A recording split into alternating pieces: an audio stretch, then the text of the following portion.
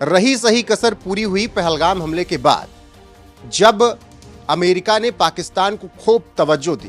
भारत ने ऑपरेशन सिंदूर किया और पाकिस्तान में जो आतंकी ठिकाने हैं पीओके में, उन सबको नेस्तनाबूद किया। लेकिन इसके बावजूद डोनाल्ड ट्रंप असीम मुनीर को बैठाकर व्हाइट हाउस में खाना खिलाते रहे और बार बार कहते रहे कि सीज फायर मैंने करवाया। सुबह शाम दोपहर को रात को ट्रंप एक ही बात बोलते हैं कि भारत पाकिस्तान के बीच सीज फायर मैंने करवाया। देखो कि मोहम्मद बिन सलमान सही कर रहे हैं या गलत कर रहे हैं? बहुत ज्यादा गलत कर रहे हैं, उनको ऐसा नहीं करना चाहिए। तो वो कैसे करें फिर? जैसे कि मुआहिदा ने कहा है कि वो दूसरी चीज़ों से भी पैसे कमा सकते हैं। हर चीज़ का ये सोल्यूशन तो नहीं होता ना कि आप जो है वो हर चीज़ ही नेगेटिव या दूसरी तरीके से लेना शुरू कर दें। आपको चाहिए कि आप लोग अच्छे तरीके से भी पैसे कमा सकते हैं। जहन्नुम अलहदा मिलेगी। जहन्नुम अलहदा मिलेगी? अच्छा, सऊदी अरब के अंदर एग्रीकल्चरल लैंड बहुत कम है, उनको तो ठीक है। आज वो दुखी इस वजह से है कि भारत की प्रेस कैसे होने लगी, मोदी जी की प्रेस कैसे होने लगी यहाँ पे। और देखो खिसियानी बिल्ली है, वो हर तरीके से देख रहा है, कभी लगाएंगे कभी नहीं लगाएंगे, कभी ये करेंगे फार्मा सेक्टर, कभी जेनेटिक मॉडिफाइड आप हमसे वो चीज़ें लो। हमने क्लियर स्टैंड कर दिया नहीं लेना, ना फार्मिंग सेक्टर ना डेयरी सेक्टर में मना कर दिया। अब ये जाकर कहते हैं खिसिया कर आप कह रहे हैं पाकिस्तान के साथ हमारी डील हो गई है। उनका कहता है अच्छा हमें तो पता ही नहीं है कि हमारी कोई डील भी चल रही है। मतलब सिर्फ हवा में बातें हो रही हैं, सिर्फ किस वजह से कि अपनी धौंस बताने के लिए। मगर यहाँ कोई नहीं सुन रहा। क्यों? आपकी और मेरी ताकत की वजह से। हमें कहती है डेड इकॉनमी जो खुद जिसका जीडीपी से ज़्यादा कर्ज है उसके ऊपर आज के टाइम पर, और वो हमें डेड इकॉनमी कह रहा है। मतलब इसका अगर कोई समझदार है ना, वो ये आंकलन निकाल रहा है कि अब हम पूरे टक्कर के हैं आज के टाइम पर। वाले हैं सऊदी अरेबिया। मोहम्मद बिन सलमान की एक वीडियो बहुत ज्यादा वायरल हो रही है जहां वो ये कह रहे हैं हम रेडिकल इस्लाम जितने भी कॉन्सेप्ट्स बन चुके हैं उन सबको डिलीट करना चाहते हैं, रिमूव करना चाहते हैं, एक्सट्रीमिज्म खत्म करना चाहते हैं, डिफरेंट रिलीजन्स के साथ हम हाथ बढ़ाना चाहते हैं। क्या ये सही है या ये गलत है? बिल्कुल गलत है, ऐसा नहीं होना चाहिए। वो एक मुस्लिम कंट्री है, तो अगर एक मुस्लिम कंट्री तो उसको ऐसे बिल्कुल भी नहीं करना चाहिए। अपने मुस्लिम अगर वो उनकी माइनॉरिटी भी मेजोरिटी भी मुस्लिम्स की है तो वो अपने काम अपने जो उनका रिलीजन है उसी पे कायम रहे। दोस्ती चलें ठीक है करनी है, लेकिन ऐसा भी नहीं कि ख़त्म ही कर दें। बिल्कुल भी ऐसा नहीं करना चाहिए। उन्होंने ये थोड़ी कहा है कि हम इस्लाम से खारिज होना चाहते हैं। उन लोगों ने ये कहा है कि जो रेडिकलिज्म है, जो एक्सट्रीमिज्म है, उसको हम खत्म करेंगे। जैसे उन्होंने रिसेंटली तमाम की तमाम तबलीगी जमातों को बैन किया। उन्होंने कहा कि ये बहुत से गलत कॉन्सेप्ट देते हैं जो इस्लाम के अंदर नहीं है। वो ये कह रहे हैं हम दूसरे रिलीजन्स के साथ भी दोस्ती बढ़ाएंगे ताकि सऊदी अरेबिया आगे बढ़े। क्या ये गलत है?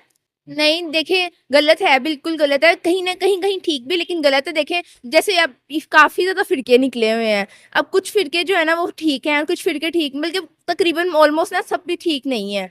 तो मैं तो यही कहूँगी कि अगर वो इस तरह कर रहे हैं तो गलत कर रहे हैं, उनको इस तरह नहीं करना चाहिए। क्या करें फिर?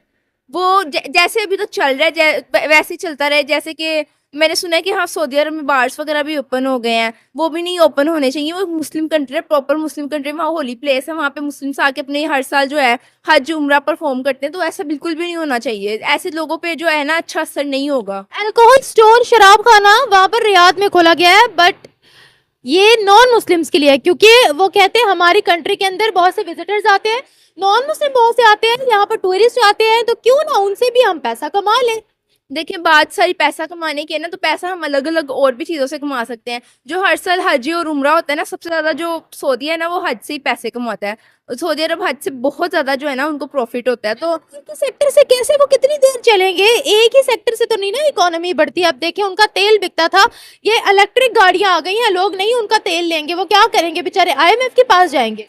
नहीं देखिए अगर एक आपने खुद का एक सेक्टर से नहीं तो किसी और सेक्टर में चले जाए। काफ़ी ज़्यादा बिजनेसेस हैं जो की तरफ अपने जो उनका कल्चर है बेसिकली बहुत खूबसूरत कल्चर है उनका। तो जो जिस कल्चर से वो जा रहे हैं उसी कल्चर में रहें, जो चीज़ें उनके पास हैं उसी चीज़ों को अच्छी तरह से यूटिलाइज करें। अपना जो है उनका विजन है वो ना चेंज करें। तो जो नॉन मुस्लिम से दोस्तियां ना पड़े। और जो वो कह रहे हैं कि हमने एक्सट्रीमिज्म खत्म करना है, ये कौन सी एक्सट्रीमिज्म है जिसका वो मेंशन कर रहे हैं?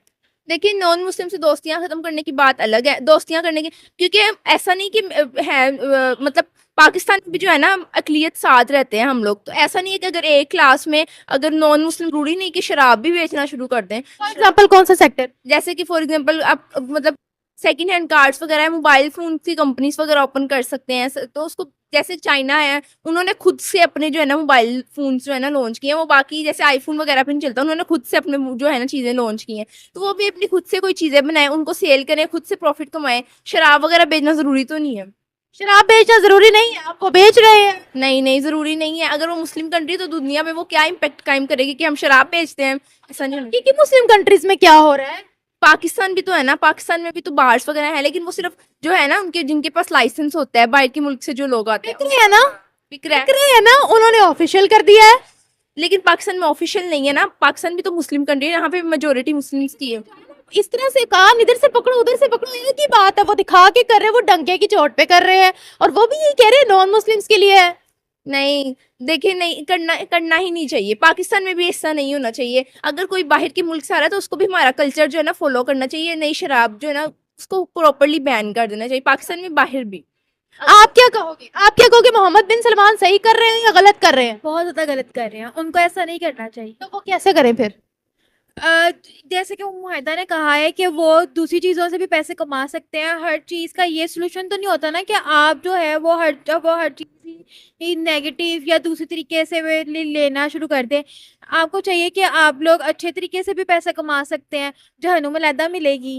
जहन्नुम अलहदा मिलेगी। अच्छा, सऊदी अरब के अंदर एग्रीकल्चरल लैंड बहुत कम है, उनको तो बेचारों को फसलें भी बाहर से मंगवानी पड़ती हैं।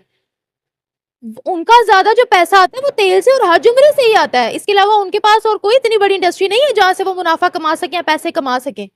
हाँ ऐसे ही है, लेकिन टूरिज्म उनके लिए बहुत इंपॉर्टेंट है। टूरिस्ट आएंगे, आपको पता है वहाँ कितने बड़े बड़े होटल्स हैं, वहाँ पर टूरिज्म की जगह बहुत है। इसीलिए तो उन्होंने 2030 का अपना विजन रखा है कि हम अपनी इकोनॉमी को जो है वो तेल से हटाकर दूसरे सेक्टर्स पे डिपेंडेंट बनाएंगे। बिल्कुल ऐसी है, लेकिन क्या कह सकते हैं, लेकिन बहुत ज़्यादा गलत कर रहे हैं। इनको चाहिए कि अपनी जो चीज़ें हैं उसके ऊपर सोचें। और वो कह रहे हैं नॉन मुस्लिम्स के साथ रिश्ता अच्छा करना है। नॉन मुस्लिम तो नहीं ठीक है। नॉन मुस्लिम में कुछ चीज़ें ठीक है, लेकिन कुछ चीज़ें जो उनकी ठीक हो वो आप लोग उनकी कैप्चर वगैरह कर लें। कैप्चर करने का नहीं कहा, उन्होंने कहा रिलेशंस बेहतर करने हैं।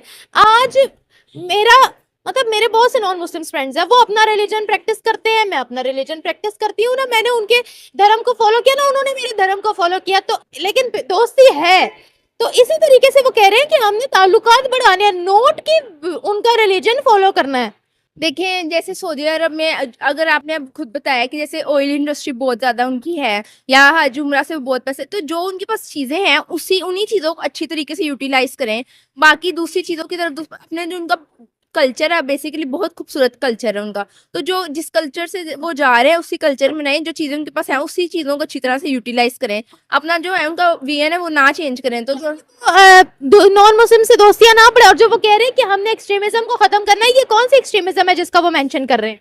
देखिए, नॉन मुस्लिम से दोस्तियां खत्म करने की बात अलग है, दोस्तियां करने की, क्योंकि ऐसा नहीं कि है मतलब पाकिस्तान में भी जो है ना अकलियत साथ रहते हैं हम लोग। तो ऐसा नहीं है कि अगर एक क्लास में अगर नॉन मुस्लिम्स और मुस्लिम्स बैठे तो वो आपस में एक दूसरे से बात ही नहीं करेंगे। वो लोग ऑब्वियसली बात करेंगे, उनकी दोस्ती भी होगी आपस में। बट ऐसा नहीं है कि हम अपना कल्चर है उसी को छोड़ दें, अपना रिलीजन ही छोड़ दें प्रॉपरली। ऐसा तो नहीं ना हो सकता। कहते खिसियानी बिल्ली खंबाल नोचे, ये वही कहावत है। पूरा साम दाम दंड भेद लगा चुके, भारत को झुकाना है किसी तरीके से, उनको अपनी शर्तों पे मनवाना है। वो अगर कोई पुरानी गवर्नमेंट होती ना, यूपीए काल की, मनमोहन जैसे या कोई और करना, तो वो झुकते रहे। और शायद ये उसी पैटर्न को शायद फॉलो करने की सोच रहे थे, मगर शायद भूल गए थे कि इस बार मोदी है, ये झुकने वाला नहीं है, झुकाने वाला है। नोबी से तभी कहा था कि मोदी से टफ नेगोशिएटर, तो वो उन्होंने पूरा पाकिस्तान को भी ले लिया। कभी कुछ कभी ईरान के साथ आपने कंपनियों ने डील किया, उसको सैंक्शन लगाना, कभी कुछ करना, कभी टिमकॉक को कहना कि डोंट जो है मैन्युफैक्चर इन इंडिया, फलाना ढिमकाना, हर एक साम दाम में कहता ना वो कर दिया। झुका नहीं, भारत झुका नहीं। और यहीं से आपको आपकी ताकत दिख रही है। एक तरफ बार बार ये रिपीट कर रहा है कि मैंने युद्ध रुकवाया, और यहाँ से हर बार उसको झापड़ पड़ रहा है कि नहीं, कोई नहीं था। आप जितना मर्जी प्रोपोगंडा चला लो, सब कुछ कर लो, और हर एक भारतीय आज खुश है, मगर एक बंदा दुखी है। कौन? राहुल गांधी। ठीक है, आज वो दुखी इस वजह से है कि भारत की प्रेस कैसे होने लगी, मोदी जी की प्रेस कैसे होने लगी यहाँ पे। और देखो, खिसियानी बिल्ली है, वो हर तरीके से देख रहा है, कभी लगाएंगे कभी नहीं लगाएंगे, कभी ये करेंगे, फार्मा सेक्टर, कभी जेनेटिक मॉडिफाइड आप हमसे वो चीज़ें लो। हमने क्लियर स्टैंड कर दिया नहीं लेना, ना फार्मिंग सेक्टर ना डेयरी सेक्टर में, मना कर दिया। अब ये जाकर कहते हैं खिसिया कर आप कह रहे हैं पाकिस्तान के साथ हमारी डील हो गई है। उनका कहता है अच्छा हमें तो पता ही नहीं है कि हमारी कोई डील भी चल रही है। मतलब सिर्फ हवा में बातें हो रही हैं, सिर्फ किस वजह से कि अपनी धौंस बताने के लिए। मगर यहाँ कोई नहीं सुन रहा, क्यों? आपकी और मेरी ताकत की वजह से। हमें कहती है डेड इकॉनमी, डेड इकॉनमी जो खुद जिसका जीडीपी से ज़्यादा कर्ज है उसके ऊपर आज के टाइम पर, और वो हमें डेड इकॉनमी कह रहा है। मतलब इसका आप इसका अगर कोई समझदार है ना, वो ये आंकलन निकाल रहा है कि अब हम पूरे टक्कर के हैं आज के टाइम पर। लेकिन आप ये भी देखिए, हमारे ही देश के नेता प्रतिपक्ष राहुल गांधी क्या कह रहे हैं। राहुल गांधी का कहना है कि मोदी की विदेश नीति फेल है और वो सिर्फ और सिर्फ अडानी के लिए काम करते हैं, उन्हीं के लिए जो है वो प्रधानमंत्री। देखिए, जो खुद बिका हो चाइना के हाथों, सोरस के हाथों, फलाने कहीं ऐसे हो उनके बिका हो, जो उनकी स्क्रिप्ट पढ़ता हो यहाँ पे, हम उससे और क्या एक्सपेक्ट कर सकते हैं। आपके देश के जो जनरल था उन्होंने कहा 1 भी इंच नहीं ली, क्या राहुल गांधी ने माना? हमने आर्मी ने कहा कि हम पीट कर आए हैं, इतने चाइना के जवानों को हम मार कर आए हैं, क्या उन्होंने माना? उन्होंने कहा देश के जवान पीट कर आए हैं, क्या माना? सर्जिकल स्ट्राइक हुई, चाइना ने कहा कि हम सर्जिकल स्ट्राइक कर कर आए हैं, बालाकोट कर कर आए हैं, उड़ी कर कर आए हैं, उसके बाद उसका बदला लिया हमने। इन्होंने मांगा, इन्होंने सबूत मांगा। आई बात समझ? तो यहीं से इन्होंने सुनना क्या है, जो ये सुनना चाहते हैं। मोदी जी ने साफ मना कर दिया, इन्होंने चैलेंज किया था कि मना कर कर दिखाओ, मना कर दिया। उसके बाद भी वही भोंपू, वही उनके जितने चमचे हैं वही भोंपू अलाप रहे हैं, ऐसा हो गया, ऐसा कर दिया, ट्रंप ने रुकवाया, फलाना किया, चमचे कर रहे हैं ना आज के टाइम पर। बताओ ना, उन्होंने मोदी जी में हिम्मत थी, उन्होंने कर दी। तो हम इनसे पूछ लेते हैं, हिम्मत और राहुल गांधी की हिम्मत में कितना फर्क है? आपका क्या नाम? देखिए, मेरा नाम ओजस अग्रवाल है और मैं यही कहूँ, मैं सीए प्रोफेशन से हूँ। तो आप राहुल गांधी की इस बात से सहमत है कि मोदी की जो विदेश नीति है वो फेल है और मोदी सिर्फ अडानी के लिए काम सर, हर तरीके से मोदी जी की विदेश नीति फेल है। क्या उन्होंने करा है आप ये बताइए? इतने बड़े शक्तिशाली नेता वो बनते हैं, यहाँ पर वो ट्रंप को बुला के नमस्ते ट्रंप करते हैं और बोलते हैं अब की बार ट्रंप सरकार। उनके मुंह से डोनाल्ड बोलते हैं, वो डोनाल्ड भी नहीं बोलते, आप डोनाल्ड ही बोल देते, आपने वो भी नहीं बोला। एक बार भी TRUMP स्पेलिंग होती है ट्रंप के नाम की, एक बार भी मोदी जी के मुंह से ट्रंप का नाम नहीं निकलता, एक बार भी उनके मुंह से शी जिनपिंग का नाम नहीं निकलता। तो किसी का नाम वो ले नहीं पाते हैं अपने मुंह से। वो 31 बार बोल चुका है कि मैंने युद्ध निकलवाया, तो अभी तक उसकी सच्चाई सामने नहीं आई। सर बोलो ना, आपको किसने रोका है? हमने पूरे विपक्ष ने पूरा साथ, एक मिनट, विपक्ष ने पूरा उनके साथ था जब ऑपरेशन सिंदूर हुआ, उसके बाद तक साथ था। पर जब अब पार्लियामेंट का सत्र चल रहा है तो वो तो विदेश घूमने चले गए। यहाँ पर आकर बोलो ना एक बार कि भाई ट्रंप ने नहीं रुकवाया। ये ट्रंप की हिम्मत कैसे होती है? जिस तरीके से श्रीमती इंदिरा गांधी जी ने रोनाल्ड रीगन को जो है नाक रगड़वा दी थी, निक्सन को, और वो बताया था कि हम जो है मोदी जो है वो सिर्फ विदेश नीति फेल नहीं है, वो शिक्षा में भी फेल है। देखिए मतलब क्या कहते हैं इतिहास में, पहले तो है ना, इन्हीं कब्रें मत खोदो। कब्रें खुदेंगी ना जो राज हैं, ये आयरन लेडी से प्लास्टिक लेडी हो जाएगी अगर निक्सन की बात करेंगे। उनके लेटर भी अभी निशिकांत दुबे ने पूरा बताया है कि क्या लिखा था। जी हजूरी हैं, 71 के बाद क्या नेगोशिएट किया? 93,000 सैनिकों के बाद प्लास्टिक लेडी ने क्या किया? हमारे अपने जवान जो पाकिस्तान में कैद थे ना, उनको नहीं छुड़ा पाई। और अपने सुनो, हम लाहौर से सिर्फ कुछ किलोमीटर दूरी पर हम उतना कब्जा कर चुके। क्यों लुटाया? छंब के गांव, मेरे अपने जम्मू कश्मीर में छंब एक एरिया है, वहां का कुछ हिस्सा जो है जो जीता था वो उस पे सीजफायर करके उनको दे दिया। 71 के बाद आपकी जमीन दी और ये कहते हैं पीओके लेंगे। मैं देता हूं सर, ये बार भारतीय जनता पार्टी के लोग और जो हमारे सत्ताधारी पार्टी के लोग हैं वो लगातार झूठ बोलते हैं। ये बिल्कुल व्हाट्सएप यूनिवर्सिटी का कहना है। 93,000 सैनिकों को छोड़ने की जहां तक बात है, इनको ये नहीं पता कि उस समय पर जो है जो बांग्लादेश के जो वो क्या नाम है उनका, मुजीबुर रहमान जो थे, जो होने वाले प्रधानमंत्री थे, वो पाकिस्तान की सेना के और उनके साथी जो है पाकिस्तान की सेना के कब्जे में थे। और उनको छुड़ाने के लिए वो जो है ये नेगोशिएशन किया गया था और ये करना जरूरी था, क्योंकि हम बांग्लादेश को इस्लामिक कट्टरपंथियों के हवाले नहीं करते हुए, एक मिनट सुनिए, पूरी बात सुनिए, इस्लामिक कट्टरपंथियों के हवाले नहीं कर सकते थे। वहाँ पे डेमोक्रेसी स्थापित करना भी भारत की जिम्मेदारी थी, जो श्रीमती इंदिरा गांधी जी के पॉलिटिकल नेतृत्व के अंदर पूरा निभाया गया। 1947 के अंदर सिक्किम भारत का हिस्सा नहीं था, 1960 के अंदर हमने सिक्किम को मिलाया था और चाइना देखता रह गया था। क्या 11 साल में 1 इंच भी भूमि मोदी सरकार ने बढ़ाई है? नहीं बढ़ाई। और हमने जो है गोवा को अपने अंदर मिलाया था, सिक्किम को मिलाया था, पाकिस्तान के 2 टुकड़े करे थे। ये इतिहास है, सिक्किम का जाके सर्च कर लीजिए आप। इंदिरा गांधी ने देश के भूगोल बदल दिया और मोदी ने बर्बाद कर दिया। बिल्कुल, अक्साई चीन मोदी जी ने दे दिया। पीओके मतलब वहां अंदर तक पहुंचने के बाद भी सीज फायर कर दिया, पीओके उनको दे दिया। हैं, ये जमीन बढ़ा रहे थे किसकी? चाइना की, और हम कम कर रहे हैं। हमने गलवान से उनको धकेल दिया, हमने वहां पे लद्दाख से उनको खदेड़ दिया। ईरान और इजराइल का युद्ध होने लगा, लेकिन ट्रंप केवल और केवल माहौल बनाने में जुटे रहे। वो दुनिया में शांति लाने से ज़्यादा अशांति लेकर आए। अब ऐसे में उन्होंने टैरिफ के चक्कर में कई देशों को धमकाया और कहा कि 100% टैरिफ लगा देंगे, 200, 300, 400, 500। और यही वजह है कि भारत के साथ उनके रिश्ते धीरे धीरे खराब होते गए। रही सही कसर पूरी हुई पहलगाम हमले के बाद, जब अमेरिका ने पाकिस्तान को खूब तवज्जो दी। भारत ने ऑपरेशन सिंदूर किया और पाकिस्तान में जो आतंकी ठिकाने हैं पीओके में, उन सबको नेस्तनाबूद किया। लेकिन इसके बावजूद डोनाल्ड ट्रंप असीम मुनीर को बैठाकर व्हाइट हाउस में खाना खिलाते रहे और बार बार कहते रहे कि सीज फायर मैंने करवाया। सुबह शाम दोपहर को रात को ट्रंप एक ही बात बोलते हैं कि भारत पाकिस्तान के बीच सीज फायर मैंने करवाया।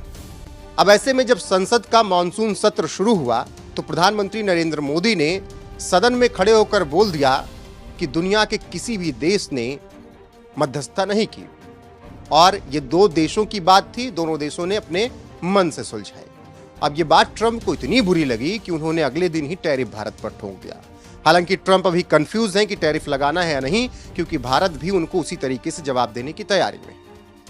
इस बीच जनवरी से लेकर जून तक में भारत ने अमेरिका से तेल बहुत ज़्यादा आयात किया है, बहुत वृद्धि हुई है।